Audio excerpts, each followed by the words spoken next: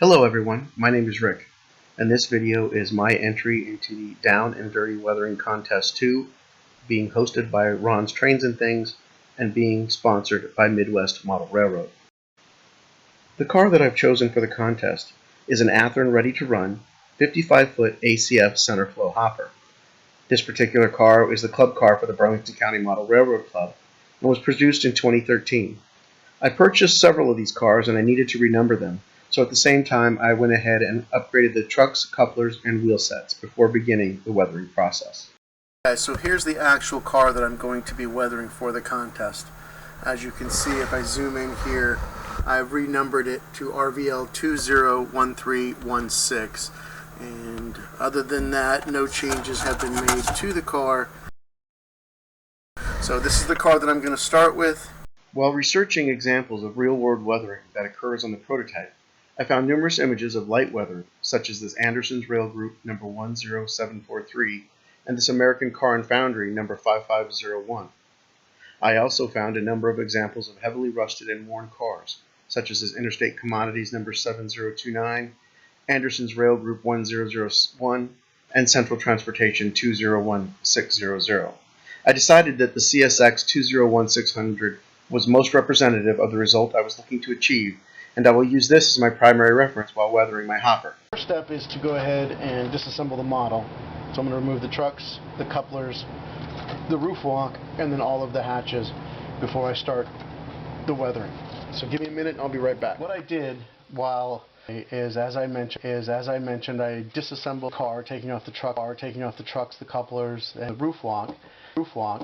And then I stored these are Chinese takeout, and gravy, other things come in it. Family favorite, the Chinese takeout. So I use to keep my post-it note in there with a label to remind me what particular piece of rolling stock or structure that I'm working on that it goes to, because I have so many of these all around the workbench that I would never be able to remember if I didn't label it. So that's very handy to use the Chinese takeout. So I disassembled the model. I actually then gave it a quick wash with some warm soapy water and then rinsed it off to make sure I got rid of any fingerprints, because I've been handling the model quite a bit. So it's all clean. It's ready to go to put the clear coat on. So what I'm going to do is I'm going to spray this with an airbrush using a 10-to-1 ratio of Pledge floor gloss, formerly known as Future Floor Polish, and this makes on its own is a great clear coat, gloss clear coat, but I mix that 10-to-1 with Tamiya X21 flat base, and this is a formula coming from JC's Rip Track. So I've used that, I've mixed it up here. I'm going to use my single action airbrush in this case because I'm not worry about detail work. I'm just going to give an overall coat. So let me go ahead and do that real quickly, and I'm going to turn on the compressor. Hopefully that won't be too loud, and I will quickly give this a coat.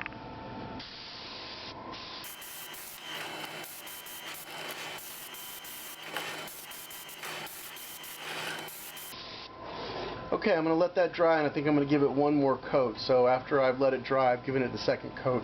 Well, we'll be back.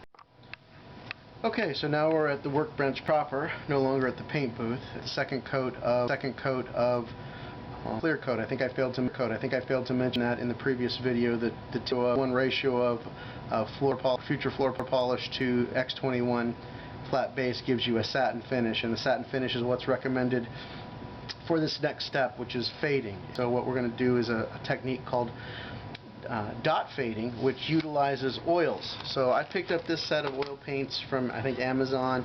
I think it was $10–15 at most. It's got a wide variety. So what we've done, and if you go over to JC's Rip Track and watch his videos, he'll give you a much more authoritative and in-depth explanation. But I've got my paint palette here where I've gone ahead and put some dark gray, some burnt umber, some raw sienna, titanium white. And so what I need to do now is go ahead and get some odorless thinner, and in my case I'm using Terpenoid, which I saw mentioned on Ron's Trains and Things channel in one of his videos for using as a paint thinner. So I'm just going to go ahead and fill up 2 wells of the palette I need one for cleaning my brush in between paint colors, and then one which will be used to actually do the fading technique with the paint. So, alright, so let me move that out of the way. I'm going to go ahead and put a weight on this so that I tend to make it tip a little bit when I'm using it. So then I'll get my small pointed brush and a small flat brush. And as John mentions on his channel, the first step makes your model look very weird, and it takes a certain amount of intestinal fortitude to actually trust the process. But what we're going to do is we're just going to put a series of random dots of different colors on the model, and you don't need very much here, and just in different places. And so I'm going to go through and do this for each color. I'm just putting these, and I don't know if there's any rhyme or reason. I found that I like to put, because this is a white model, I like to put a little more white around than I do the other colors. If you get the other colors too heavily on there, then it really starts to make the model almost look dirty as opposed to faded. So I'm going to put a fair number of white dots because it's a white model. What I'll do is I will just, I think that's going to be good for now. I will go ahead and rinse my brush and pick up the next color. I'll be right back. Okay, so I've actually gone through and I'm putting my last color on here. And so now the next step, I'll let this dry for just a second, and what I'm going to do now is taking a flat brush, I'm going to dip that into some of the clear thinner. What I do is I now start just trying to blend in these dots. Okay, and as John mentions, what you want to do is have just enough thinner on the brush here to make the dots disappear. And what you can end up with, if you do it correctly, it looks like I might have a little bit too much thinner, but if you do it correctly, you can come up with a very nice fading effect for the paint. So I'm just going to go through, and every so often I clean the brush out, make sure I don't have any paint pigment on it picked up, and then I just keep working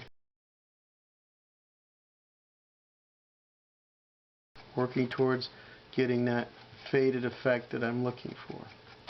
And one of the really nice things about this oil paint is it doesn't dry right away. It isn't like acrylic paint that it's dry almost immediately. This, you have plenty of time to work with it, to decide if you like it, to go back and you know, add more dots if you want, to add more if you want to continue to thin it out with the thinner and try to reduce the level of fading that you're getting. So it's very forgiving in terms of the amount of time that you have to work with it, which for someone like me is really great, because I definitely tend to not get it right the first time through. So I need to go back and rework it and try to fix what I messed up going through the first time. But as I said, it just takes a little bit of belief, faith in the process when you first start, because you put all these dots all over the model, but it really does end up doing a nice job. And like anything, it just takes some practice, so you work on it, and then the more you do it, the better you get at it. So I'm going to finish up going through on this. I'm going to flip it over, do the same on the reverse side, and once I let it dry, I'll come back and we'll take a look at the results. Okay, so I've finished up. I've done all the sides, the top, the bottom, and I'm not sure if you can tell really the change, but one of the good things about having bought a number of these cars is that I have one here that has not been touched, and hopefully when I lay that one down next to it, you can clearly see the difference in how this is the very bright, and here this clearly has a nice faded appearance to it, where it looks like the sun and the wind and the dirt have been beating on it for a while. So I think it came out pretty good in terms of the fade effect that I was going for.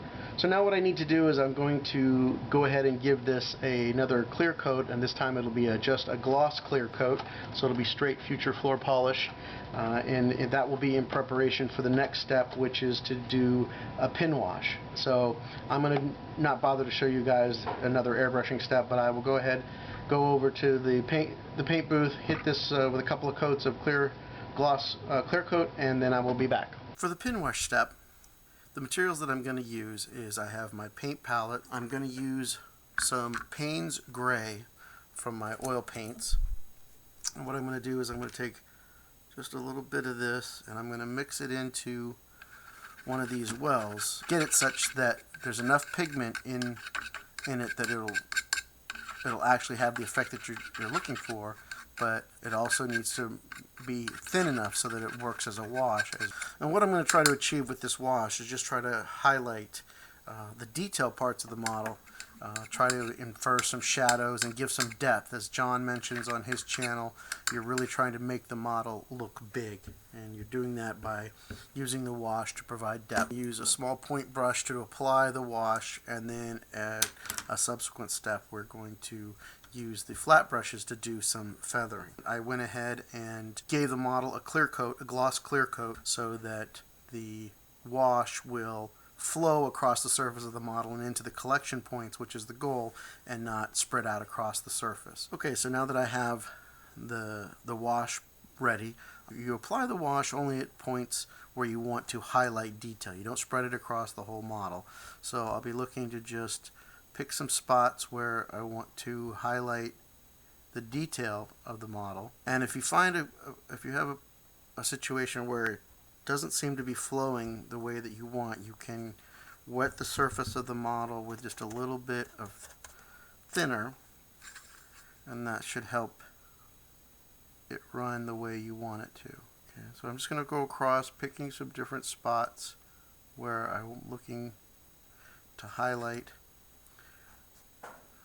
the details of the model. The oil takes a long time to dry, so you have plenty of time to fix, redo, make adjustments, whatever you want to do to try to get the result that you're actually looking for. Okay, so let me go through and finish doing this. Once I get the entire model done, we'll come back and take a look. So I've gone through on this side of the model and I've hit all the highlight, the details with the wash. So now what I want to do is I'm going to take a slightly dampened flat brush and I'm going to use that to blend it, kind of smooth out the places where it went where I didn't want it to go, as well as then try to just get the overall effect that I'm looking for.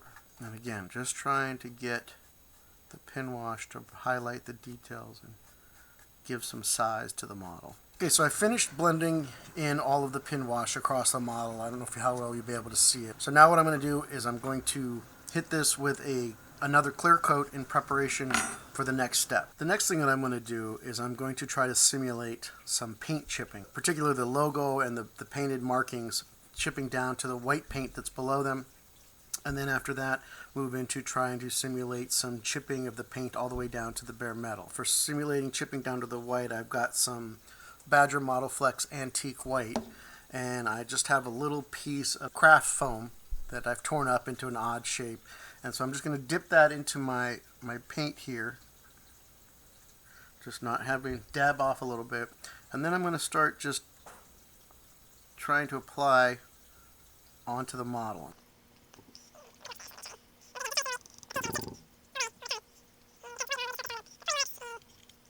So I finished applying the chipping effect for the paint chipping down to the white undercoat.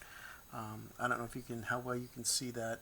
I focused a little bit on the RVL logo itself and then some on the road name. The next thing that I want to do is try to simulate where the paint has chipped all the way down to the base metal, which in this case is steel, and has started to rust and discolor. So in order to do that, I've mixed up a couple of colors. I have my weathered black and rust colored. I mixed those together here on my paint palette, and I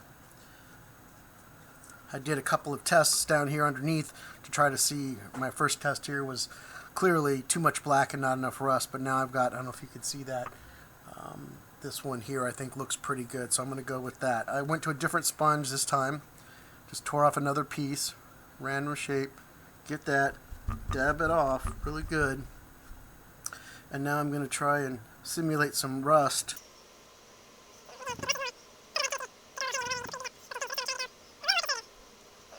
And I will finish applying this effect to the model and then show you the results when I'm done. Okay, so I finished applying the chipping down to the base metal effect here.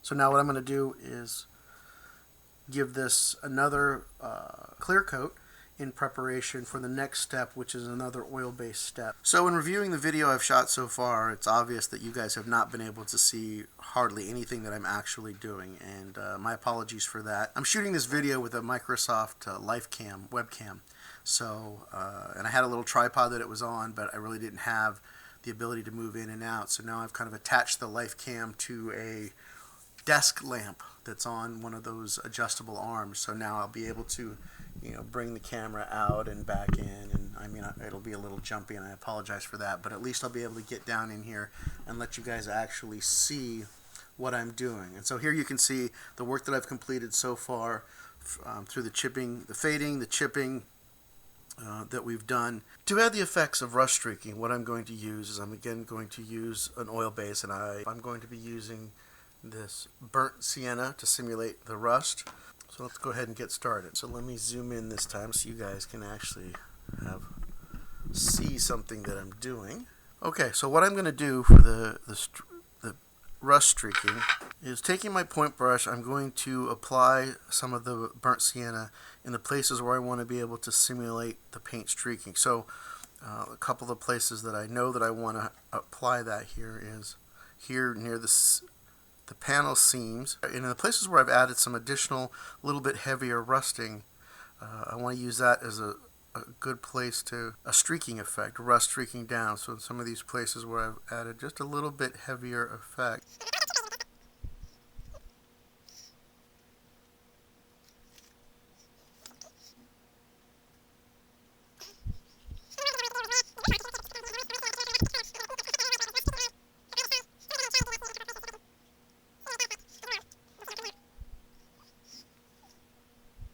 Okay, and then I'm gonna let this dry for just a couple minutes.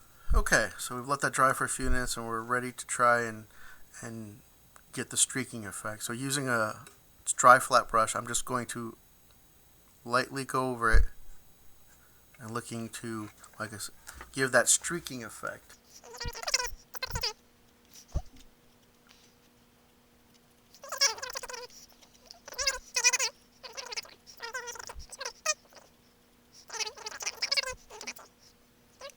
It's really just whatever you think looks good. Okay, so there you can see the streaking effect that I've gotten. I might go ahead and work on this a little bit more off camera, and then we'll come back and take a look once I've got the entire model done, and we'll take a look at how it ended up. To weather the roof walk, I'm going to just use a basic dry brushing technique. So I'm going to use some, I'm going to do a couple of different colors. I'm going to start off with just the weathered black, kind of give it a dirty appearance. And then after that, I'll follow up with rust in some spots in order to give the appearance of rust having started to occur on the roof walk. To weather the trucks, I'm going to use my grimy black and my rust-colored Badger paints. And again, just use the dry brush, go in here and really just try to highlight a few areas just to give the trucks a worn look, not then get rid of that shiny plastic look. I'm not going to bother to paint the inside of the wheels since they're already blackened. Then I'll call that good enough. So okay guys, so that's a wrap. I hope you've enjoyed watching this video, and I certainly had a lot of fun doing it. I'd like to really thank Ron's Trains and Things for hosting the contest again this year, and for Midwest Model Railroader for sponsoring it.